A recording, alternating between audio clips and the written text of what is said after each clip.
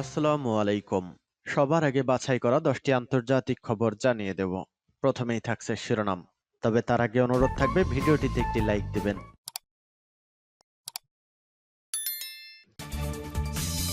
সংবাদের শুরুতে জানিয়ে দিব সংবাদ শিরোনাম। চলমান বিক্ষোভে ইরানের জাতীয় স্বার্থ ও জনসাধারণকে রক্ষার অঙ্গীকার সেনাবাহিনীর। এরপর জানিয়ে দিব দুই মহাসাগরের সংযোগস্থলে অবস্থান নিল চীন, রাশিয়া, ইরানের যুদ্ধজাহাজ। তারপর জানিয়ে দিব শান্তিপূর্ণ আন্দোলনকে সহিংস করছে যুক্তরাষ্ট্র, ইসরায়েল, ইরানের পররাষ্ট্রমন্ত্রী। আরও জানিয়ে দিব দক্ষিণ আফ্রিকায় যুক্তরাষ্ট্র বিরোধী 4 দেশের নৌমহড়া। এবং সর্বশেষ শিরোনাম, পাকিস্তান সৌদি প্রতিরক্ষা চুক্তিতে যোগ দিতে চায় তুরস্ক। চলমান বিক্ষোভ ইরানের জাতীয় স্বার্থ ও জনসাধারণকে রক্ষার অঙ্গীকার সেনাবাহিনীর। চলমান বিক্ষোভের মধ্যে ইরানের কৌশলগত অবকাঠামো এবং জনসাধারণের সম্পত্তি রক্ষা করার অঙ্গীকার করেছে তেহরানের সেনাবাহিনী। একই সঙ্গে ইরানিদের শত্রুদের চক্রান্ত নস্যাৎ করারও আহ্বান জানিয়েছে। মার্কিন প্রেসিডেন্ট ডোনাল্ড ট্রাম্প ক্রমবর্ধমান সরকার বিরোধী বিক্ষোভের বিষয়ে ইরানের নেতাদের নতুন করে সতর্ক করার পর এই অঙ্গীকার করল সেনাবাহিনী।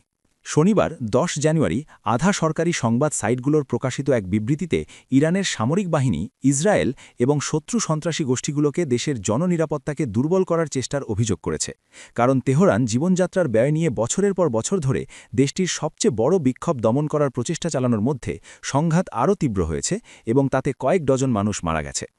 সেনাবাহিনী বলেছে সর্বোচ্চ কমান্ডার ইন চিফের নেতৃত্বে বাহিনী অন্যান্য সশস্ত্র বাহিনীর সাথে এই অঞ্চলের শত্রুদের গতিবিধি পর্যবেক্ষণ করার পাশাপাশি জাতীয় স্বার্থ, দেশের কৌশলগত অবকাঠামো এবং জনসাধারণের সম্পত্তি দৃঢ়ভাবে রক্ষা ও সুরক্ষিত করবে। এদিকে ইরানের elite Islamic Revolutionary Guard Corps IRGC, যা সেনাবাহিনী থেকে আলাদাভাবে কাজ করে, শনিবার সতর্ক করে দিয়েছে যে 1979 সালের বিপ্লবের সাফল্য এবং দেশের নিরাপত্তা রক্ষা করা তাদের কাছে একটি লাল রেখা। শনিবারের শুরুতেই মার্কিন পররাষ্ট্রমন্ত্রী মার্কো রুবিও আবারও ইরানের জনগণের প্রতি ওয়াশিংটনের সমর্থন ব্যক্ত করেছেন, যখন ইরানি কর্তৃপক্ষ মারাত্মক বিক্ষোভ দমন করার চেষ্টায় ইন্টারনেট বন্ধ করে দিয়েছে। 3 জানুয়ারি থেকে ইরান জুড়ে বিক্ষোভ চলছে। জীবনযাত্রার ক্রমবর্ধমান ব্যয়ের জেরে পরে তা 1979 সালের ইসলামী বিপ্লবের পর থেকে ইরানে শাসনকারী ধর্মীয় ব্যবস্থার অবসানের দাবিতে বিক্ষোভে পরিণত হয়। রয়টার্স জানিয়েছে শনিবার রাতভর অস্থিরতা অব্যাহত ছিল। রাষ্ট্রমাধ্যম জানিয়েছে তেহরানের পশ্চিমে কারাজে একটি মৌর ভবনে আগুন দেওয়া হয়। অন্যদিকে ক্রমবর্ধমান বিক্ষোভের বিষয়ে প্রথম মন্তব্যে ইরানের সর্বোচ্চ নেতা আয়াতুল্লাহ আলী খামেনি শুক্রবার বিক্ষোভকারীদের ভাঙচুরকারী এবং নাশকতাকারী বলে অভিহিত করেছেন। দুই মহাসাগরের সংযোগস্থলে অবস্থান নিল চীন, রাশিয়া, ইরানের যুদ্ধজাহাজ।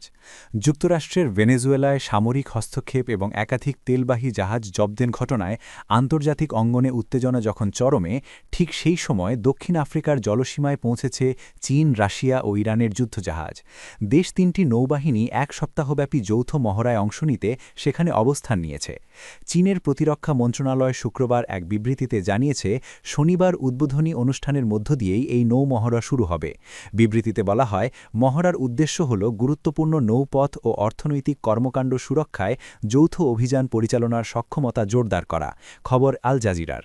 এই মহড়ায় সমুদ্রভিত্তিক লক্ষ্যবস্তুর ওপর হামলা, সন্ত্রাসবিরোধী উদ্ধার অভিযান এবং অন্যান্য সামরিক কৌশলগত অনুশীলন অন্তর্ভুক্ত থাকবে বলে জানায় বেইজিং। দক্ষিণ আফ্রিকার কেপটাউন শহরের দক্ষিণে অবস্থিত সাইমন্সটাউন নৌঘাটির আশপাশে চীন, রাশিয়া ও ইরানের যুদ্ধজাহাজগুলোকে চলাচল করতে দেখা গেছে। এই নৌঘাটি দেশটির সবচেয়ে গুরুত্বপূর্ণ সামরিক নৌ স্থাপনা হিসেবে পরিচিত, যেখানে ভারত মহাসাগর ও আটলান্টিক মহাসাগরের সংযোগস্থল রয়েছে। এই মহড়ায় ব্রিক্স জোটভুক্ত অন্য কোন দেশ অংশ নিচ্ছে কিনা তাৎক্ষণিকভাবে তা স্পষ্ট হয়নি। ব্রিক্সের সদস্যদের মধ্যে ব্রাজিল, ভারত ও সংযুক্ত আরব আমিরাত সহ একাধিক দেশ রয়েছে। দক্ষিণ আফ্রিকার সশস্ত্র বাহিনীর একজন মুখপাত্র জানান, এই মুহূর্তে মহড়ায় অংশগ্রহণকারী সব দেশের নাম নিশ্চিত করা সম্ভব হয়নি। মহড়াটি আগামী শুক্রবার পর্যন্ত চলবে বলে তিনি জানান। দক্ষিণ আফ্রিকার প্রতিরক্ষা বাহিনী এক বিবৃতিতে বলেছে, এই যৌথ মহড়া নৌবাহিনীগুলির মধ্যে অভিজ্ঞতা বিনিময় ও যৌথ কার্যকরী ক্ষমতা বাড়াতে সহায়ক হবে। একই সঙ্গে এটি নৌপথের সুরক্ষা এবং আঞ্চলিক সামুদ্রিক স্থিতিশীলতা নিশ্চিত করতে ভূমিকা রাখবে। এই নৌমহড়া এমন এক প্রেক্ষাপটে অনুষ্ঠিত হচ্ছে যখন গত শনিবার যুক্তরাষ্ট্র ভেনেজুয়েলার রাজধানী কারাকাসে সামরিক হামলা চালায় এবং দেশটির প্রেসিডেন্ট নিকোলাস মাদুরোকে আটক করে। ওই ঘটনার পর থেকেই আন্তর্জাতিক পর্যায়ে উত্তেজনা আরও বেড়েছে। শান্তিপূর্ণ আন্দোলনকে সহিংস করছে যুক্তরাষ্ট্র, ইসরায়েল, ইরানের পররাষ্ট্রমন্ত্রী। ইরানের পররাষ্ট্রমন্ত্রী সাইয়েদ আব্বাস আরাকজি অভিযোগ করেছেন, দেশটির সাধারণ মানুষের শান্তিপূর্ণ আন্দোলন মূলত যুক্তরাষ্ট্র ও ইসরায়েলের সরাসরি হস্তক্ষেপে সহিংস হয়ে উঠেছে। শুক্রবার ৯ জানুয়ারি লেবানন সফরকালে এএফপিকে দেওয়া এক সাক্ষাৎকারে তিনি দাবি করেন, এই দুই দেশ প্রকাশ্যে বিক্ষোভ উস্কে দেওয়ার কথা স্বীকার করেছে এবং তাদের প্ররোচনাতেই আন্দোলনটি নাশকতামূলক কর্মকাণ্ডে রূপ নিয়েছে। তবে মার্কিন প্রেসিডেন্ট ডোনাল্ড ট্রাম্পের সামরিক অভিযানের হুমকি সত্ত্বেও আরাকচি মনে করেন, ইরানের সরাসরি বিদেশি হামলার সম্ভাবনা অত্যন্ত কম। কারণ হিসেবে তিনি অতীতে যুক্তরাষ্ট্রের এই ধরনের পদক্ষেপের ব্যর্থতাকে উল্লেখ করেন।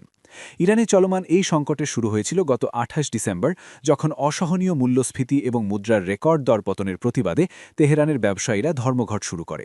মাত্র কয়েকদিনের মধ্যেই সেই বিক্ষোভ ইরানের ৩১টি প্রদেশে ছড়িয়ে পড়ে এবং বর্তমানে তা দেশের শাসন ব্যবস্থার বিরুদ্ধে এক বিশাল গণ আন্দোলনে পরিণত হয়েছে। পরিস্থিতি নিয়ন্ত্রণে আনতে সরকার দেশজুড়ে ইন্টারনেট ও মোবাইল সংযোগ বিচ্ছিন্ন করে দিয়েছে এবং রাজপথে ব্যাপক নিরাপত্তা বাহিনী মোতায়েন করেছে। দক্ষিণ আফ্রিকায় যুক্তরাষ্ট্রবিরোধী ৪ দেশের নৌমহড়া। ভেনেজুয়েলায় মার্কিন যুক্তরাষ্ট্রের হস্তক্ষেপ ও তেল বহনকারী ট্যাঙ্কার আটকের পর ভূরাজনৈতিক উত্তেজনা দেখা দিয়েছে। গতকাল শুক্রবার কেপটাউন উপকূলে স্বাগতিক দক্ষিণ আফ্রিকার সঙ্গে চীনা, রাশিয়ান ও ইরানি যুদ্ধজাহাজ এক সপ্তাহের নৌমহড়া শুরু করেছে। মহড়ায় অংশ নেওয়ায় এই ৩ দেশের একত্রিত হওয়াকে মার্কিন প্রেসিডেন্ট ডোনাল্ড ট্রাম্প ইতোমধ্যে অ্যান্টি আমেরিকান বা মার্কিন বিরোধী হিসেবে উল্লেখ করেছেন। সপ্তাহব্যাপী এই মহড়াকে নাম দেওয়া হয়েছে উইল ফর পিস ২০২৬। এতে ব্রিক্স দেশগুলো নৌবাহিনী অংশ নিচ্ছে।